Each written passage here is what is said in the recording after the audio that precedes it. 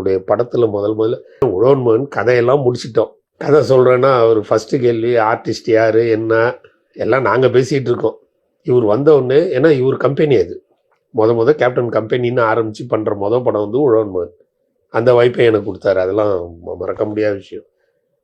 First கேள்வி என்ன சொல்கிறாருன்னா, ஃபஸ்ட்டு வந்த உடனே கதையெல்லாம் ஓகே தானே, நம்ம கம்பெனியில் சாப்பாடு எம்ஜிஆர் கம்பெனியில் தான் எல்லாருக்கும் சரிசமமாக போடுவாங்கன்னு சொல்லுவாங்க, அந்த விட நம்ம போடணும் அப்படின்றார். அவருடைய எண்ணம் எங்கே இருந்திருக்கு பாருங்க. அவர் படம் எடுக்கிறத என்ன நினைக்கிறாருன்னா, இது நமக்கு ஒரு வாய்ப்பு. இந்த படத்தில் வேலை பார்க்குறவங்களுக்கு நம்ம சாப்பாடு போடுற ஒரு சந்தர்ப்பம்.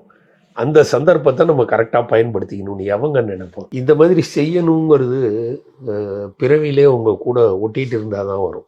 இன்றைக்கி என்ன, அங்கே போய் பார்த்தீங்கன்னா கேப்டன் கோயிலில் இன்றைக்கும் வர்றவங்க அத்தனை பேருக்கு வந்து சாப்பாடு போட்டுக்கிட்டு தானே இருக்காங்க.